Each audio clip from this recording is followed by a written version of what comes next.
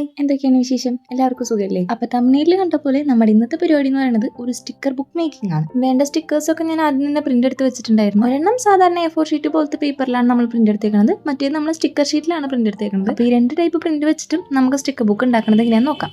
ഞാനിപ്പോൾ ഈ കട്ട് ചെയ്തുകൊണ്ടിരിക്കുന്നത് നമ്മൾ സ്റ്റിക്കർ ഷീറ്റിൽ പ്രിന്റ് എടുത്തതാണ്. സ്റ്റിക്കർ ഷീറ്റിൽ പ്രിന്റ് എടുക്കുമ്പോൾ ഉള്ള ഗുണം എന്ന് പറയുന്നത് നമുക്കത് എക്സ്ട്രാ സെല്ലോ ടൈപ്പ് ഒന്നും ഒട്ടിച്ചു കൊടുക്കേണ്ട ആവശ്യമില്ല. ജസ്റ്റ് നമുക്ക് എങ്ങനെയാണോ വേണ്ടത് ആ രീതിയിലൊക്കെ ഒന്ന് കട്ട് ചെയ്തെടുത്താൽ മതി. പിന്നെ സാധാ സ്റ്റിക്കേഴ്സ് പോലെ ബാക്ക് സൈഡിലുള്ള പേപ്പർ ഒന്ന് റിമൂവ് ചെയ്ത് കഴിഞ്ഞ് കഴിഞ്ഞാൽ നമുക്ക് ഗ്ലൂ ഒന്നും ഇല്ലാണ്ട് തന്നെ ഒട്ടിച്ചെടുക്കാനും പറ്റും. അപ്പൊ ഞാനിവിടെ ആദ്യം എല്ലാ സ്റ്റിക്കേഴ്സ് ഒന്ന് കട്ട് ചെയ്ത് സെപ്പറേറ്റ് ചെയ്ത് വെച്ചിട്ടുണ്ട്. അത് കഴിഞ്ഞിട്ട് ഇതുപോലെ വൈറ്റ് പോർഷൻ ലീവ് ചെയ്തിട്ട് എല്ലാതും ഒന്ന് കട്ട് ചെയ്ത് കൊടുക്കുന്നുണ്ട്. ഈ വൈറ്റ് പോർഷൻ ലീവ് ചെയ്യണം എന്നുള്ളതൊന്നും വലിയ നിർബന്ധമുള്ള കാര്യമല്ല, നമുക്ക് വേണമെന്നുണ്ടെങ്കിൽ ലീവ് ചെയ്താൽ മതി. വൈറ്റ് പോർഷൻ ലീവ് ചെയ്ത് കട്ട് ചെയ്യുമ്പോഴാണ് കുറച്ചും കൂടി കാണാൻ ക്യൂട്ടെന്നാണ് എൻ്റെ ഒരു തിങ്കിങ്. അതുകൊണ്ടാണ് ഞാൻ അങ്ങനെ ചെയ്തേക്കുന്നത്. പിന്നെ ഇപ്പോൾ വീഡിയോയിൽ കാണിച്ചേക്കണ പോലെ ആ ബാക്കിയത്തെ പേപ്പർ ഒന്ന് റിമൂവ് ചെയ്ത് കഴിഞ്ഞ് കഴിഞ്ഞാൽ നല്ല സ്റ്റിക്ക് ആയിട്ട് നമുക്ക് ഒട്ടിച്ചെടുക്കാനൊക്കെ പറ്റും. നല്ല അടിപൊളിയാണ്.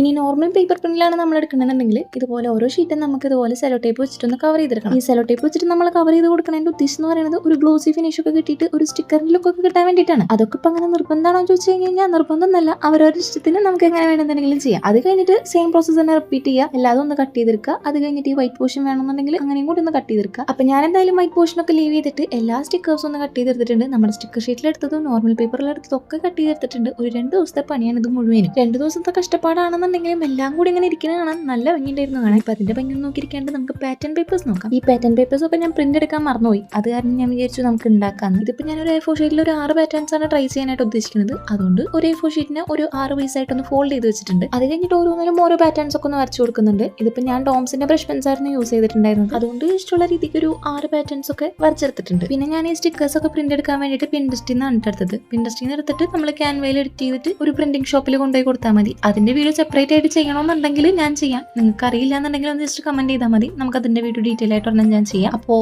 ഈ പാറ്റേൺസ് ആണെന്നുണ്ടെങ്കിൽ നമുക്ക് പിൻട്രസ്റ്റിൽ നിന്ന് തന്നെ കിട്ടും. ഞാൻ ആ സംഭവം എടുക്കാൻ മറന്നുപോയ കാരണമാണ് ഞാനിപ്പോൾ ഈ വരച്ചു കൊടുക്കുന്നത്. വരച്ചു കൊടുക്കുമ്പോഴാണെന്നുണ്ടെങ്കിലും അധികം ഡിസൈൻസ് ഒന്നും കിട്ടണില്ല എന്നുണ്ടെങ്കിൽ പിൻട്രസ്റ്റിലോ ഗൂഗിളിലൊക്കെ സെർച്ച് ചെയ്ത് കൊടുത്തു കഴിഞ്ഞാൽ നമുക്ക് അത്യാവശ്യം ഡിസൈൻസ് ഒക്കെ കിട്ടും. അല്ലാന്നുണ്ടെങ്കിൽ നമുക്ക് ഇഷ്ടമുള്ള എന്തെങ്കിലും ഒന്ന് വരച്ചു കൊടുത്ത് നമുക്ക് പാറ്റേൺസ് ഒക്കെ സെറ്റ് ആക്കി എടുക്കാം. ഞാനിപ്പോൾ വരച്ചു കൊടുത്തേക്കുന്നതും കൂടുതൽ പിൻട്രസ്റ്റിൽ നിന്നൊക്കെ റെഫറൻസ് എടുത്തിട്ട് അതിൽ നിന്ന് കണ്ട രീതിക്കും പിന്നെ എൻ്റെ മൈൻഡിലൊക്കെ തോന്നിയ രീതിക്കൊക്കെയാണ് ഞാൻ വരച്ചു കൊടുത്തേക്കുന്നത്. അപ്പോൾ അങ്ങനെ ഇഷ്ടമുള്ള പാറ്റേൺസ് ഒക്കെ വരച്ചു കൊടുത്തിട്ട് നമുക്ക് അതൊക്കെ ഒന്ന് കട്ട് ചെയ്തെടുക്കണം.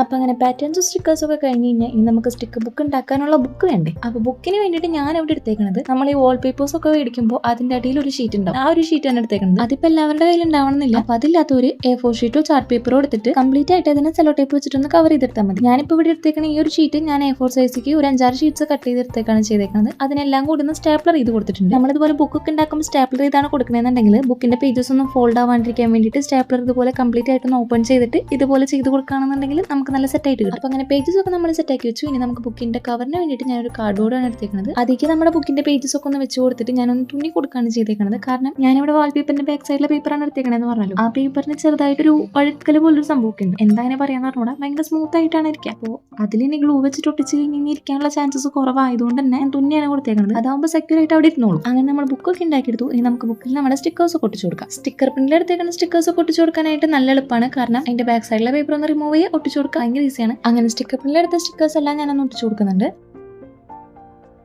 ഇനി സാധാരണ പേപ്പറിലാണ് പ്രിന്റ് എടുക്കണമെന്നുണ്ടെന്നുണ്ടെങ്കിൽ അതിന്റെ ബാക്കിൽ ഇതുപോലെ ഗ്ലൂ സ്റ്റിക്ക് കൊണ്ട് ഗ്ലൂ ഒന്ന് അപ്ലൈ ചെയ്തിട്ട് നമ്മുടെ ബുക്കിലേക്ക് ഒട്ടിച്ചു കൊടുത്താൽ മതി. ഇതിപ്പോൾ സെല്ലോ ടേപ്പ് വെച്ചിട്ട് കവർ ചെയ്യുന്ന ബുക്ക് ആണെന്നുണ്ടെങ്കിലും അല്ലാന്നുണ്ടെങ്കിൽ ഈ വാൾ പേപ്പറിന്റെ ബാക്ക് സൈഡ് യൂസ് ചെയ്തിട്ടുണ്ടാക്കുന്ന ബുക്ക് ആണെന്നുണ്ടെങ്കിൽ ഗ്ലൂ സ്റ്റിക്ക് വെച്ചിട്ട് ഒട്ടിച്ച് കഴിഞ്ഞ് കഴിഞ്ഞാൽ അവിടെ ഇരുന്നോളും. അതുപോലെ തന്നെ നമുക്ക് പറിച്ചെടുക്കാനായിട്ടും ഈസിയാണ്. പിന്നെ ഇതിന്റെ ഒരു പ്രശ്നം എന്ന് പറഞ്ഞു കഴിഞ്ഞാൽ നമുക്ക് പറിച്ചെടുത്ത് കഴിഞ്ഞിട്ട് നമുക്ക് വേറെ ഏതെങ്കിലും ബുക്കിലേക്കോ അല്ലാന്നുണ്ടെങ്കിൽ നമുക്ക് എന്തൊക്കെയാണ് ഒട്ടിക്കുന്നത് അങ്ങനെ ഒട്ടിക്കുമ്പോൾ നമുക്ക് ഗ്ലൂ അപ്ലൈ ചെയ്തിട്ട് വേണം ഒട്ടിക്കാൻ. ഇത് സെൽഫ് അഡ്ഹസീവ് അല്ലല്ലോ. സ്റ്റിക്കർ ഷീറ്റിലാകുമ്പോൾ നമുക്ക് ഗ്ലൂ ഒന്നും അപ്ലൈ ചെയ്യേണ്ട. പറിച്ചെടുത്തിട്ട് നമുക്ക് എവിടെയാണ് ഒട്ടിക്കേണ്ടത് അവിടെ ഡയറക്റ്റ് ആയിട്ട് ഒട്ടിക്കാൻ സെൽഫ് അഡ്ഹസീവ് ആണ്. അങ്ങനെ നമ്മുടെ ബുക്കിൽ നമ്മുടെ സ്റ്റിക്കേഴ്സ് ഒക്കെ കംപ്ലീറ്റ് ആയിട്ട് ഒട്ടിച്ചു കൊടുത്തിട്ടുണ്ട്. ഇനി നമുക്ക് ബുക്കിന്റെ കവർ ഒന്ന് സെറ്റ് ആക്കി എടുക്കാം. കവറിന് വേണ്ടിയിട്ട് ഞാനിവിടെ ചാർട്ട് പേപ്പറാണ് എടുത്തേക്കുന്നത്. അത് നമ്മൾ സാധാരണ ബുക്കിനൊക്കെ ചട്ടിടുമല്ലോ, അതേപോലെ തന്നെ ഒന്ന് കവർ ചെയ്ത് കൊടുക്കുകയാണ് ചെയ്തേക്കുന്നത്. അതൊന്ന് ഒട്ടിച്ചും കൂടി കൊടുത്തിട്ടുണ്ടായിരുന്നു. അത് കഴിഞ്ഞിട്ട് ബുക്കിന്റെ ഫ്രണ്ട് പേജ് ഇതുപോലെ നമുക്ക് എന്തെങ്കിലും അലങ്കാര പണികളൊക്കെ ചെയ്ത് കൊടുക്കണമെന്നുണ്ടെങ്കിൽ അതൊക്കെ ചെയ്ത് കൊടുത്തൊന്ന് സെറ്റ് ആക്കാം. ഇനി നമുക്ക് ഈ ബുക്കിന്റെ കംപ്ലീറ്റ് ആയിട്ടുള്ള ഒരു ലുക്ക് ഒന്ന് നോക്കാം. ഒരു സ്റ്റിക്കർ ബുക്ക് ഫ്ലിപ്പ് ത്രൂ എന്നൊക്കെ പറയാം.